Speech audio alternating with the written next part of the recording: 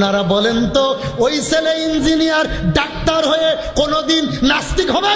এই জন্য আপনাদের এলাকার এই কচুয়া চাঁদপুরের শিক্ষামন্ত্রী এহসানুল হক মিলন সাহেবকে বলে গেলাম, আপনাদের মাধ্যমে প্রত্যেক স্কুলে স্কুলে স্কুলে স্কুলে কোরআন আর হাদিসের শিক্ষক নিয়োগ দিতে হবে।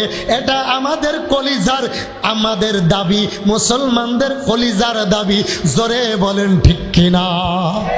কারণ বিগত আমলের স্বৈরা শাসন, নাস্তিকপন্থী গান বাজনা জাতি শুনতে চায় না। ঠিক কিনা? জোরে কও মুসলমান।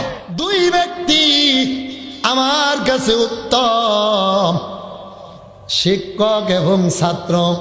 সব শিক্ষক নয়, বাংলাদেশে কিছু নাস্তিক আছে। আমি কোন দলের কথা বলবো না। কয়দিন আগে আপনারা দেখেছেন সংসদে এক মগার বাচ্চা মগায় দাঁড়িয়ে বলতেছে প্রাইমারি স্কুলের ভিতরে গানের শিক্ষক দরকার। ও কানার ঘরের কানা, তুই কি কোরআনের শিক্ষক চাইতে পারলি না? নিশ্চয় তুই নাস্তিকের দাদা। প্রাইমারি স্কুলে গানের নাটকের শিক্ষক প্রয়োজন, কিন্তু তুই তো মুসলমানের সন্তান। তুই যে সেই স্বৈরা শাসনের আমলে মমতাজের মতো শুরু করছে, ঠিক কিনা? জোরে কন। বিগত আমলের স্বৈরা শাসন, নাস্তিকপন্থী গান বাজনা জাতি শুনতে চায় না। ঠিক কিনা? জোরে কও মুসলমান। বন্ধু বলতেছিলাম, 3 নাম্বার, রাসূল করিম সাল্লাল্লাহু আলাইহি সাল্লাম বলেন, এই ছোট্ট ছাত্ররা হাদিসগুলি জানে।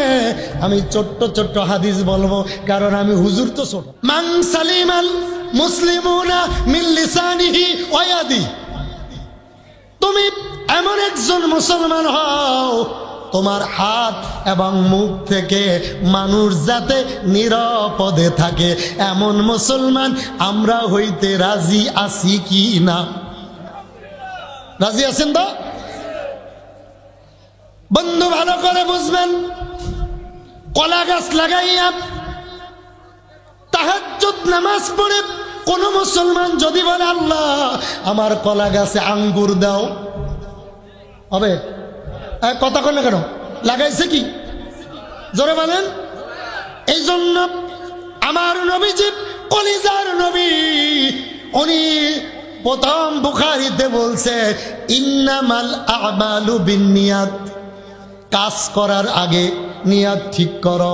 কলা গাছ লাগাইয়া তাহাজ্জুদ নামাজ পড়ে যদি আমি কান্দি, আল্লামা মুফতি আরিফ বিন হাবিব হুজুরে কান্দে, উজানির হুজুরে, চরমনের হুজুরে, এমনকি হাটাজারি নানুপুরের হুজুরেরা যদি কান্দে, কসম আল্লাহর, কসম আল্লাহর, কসম আল্লাহর, কলা গাছে কোনোদিন আঙ্গুর পাওয়া যাবে না। ঠিক কিনা? এই জন্য ইন্নামাল আমালু বিন্নিয়াত, নিয়াত পরিপূর্ণ করেন, খুলুসিয়াতের সাথে বসেন, তাকওয়া ভিত্তিক আলোচনা শুনতে পারবেন। ঈমান জিন্দা হবে।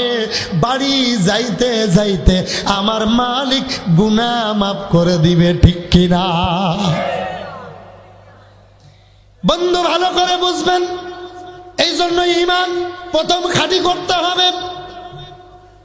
আকলিস দীনাকা ইয়াকফিকাল আমালুল কলিল। অল্প আমলি নাজাতের জন্য যথেষ্ট। শর্ত হলো ঈমান খাঁটি করতে হবে। জোরে বলেন ঠিক কিনা? কি খাঁটি করতে হবে? আকলিস দীনাকা ইয়াকফিকাল আমালুল কলিল। তোমার ঈমানকে খাঁটি করো, অল্প আমলি নাজাতের জন্য যথেষ্ট। কি হবে? বন্ধু বলতেছিলাম, আমার নবীজি বলেছেন তোমাদের ঈমান আর আমল ঠিক করার জন্য 2টা জিনিস আমি নবীজি রেখে গেলাম। জোরে বলেন কয়টি? আরো জোরে বলেন কয়টি? তারাকতু ফিকুম আমরাইন লান তাদিল্লু মা তামাসসাকতুম বিহিমা কিতাবাল্লাহ ওয়া সুন্নাতা রাসূল। কয়টা জিনিস? 2টি। একটি হলো আল্লাহর কোরআন, আর একটা হলো রাসূলের হাদিস অর্থাৎ সুন্নাহ। এই দুইটা যদি আঁকড়ে ধরতে পারো তোমরা পথভ্রষ্ট হবে না, ধ্বংস হবে না, করোনা ভাইরাস আসবে না।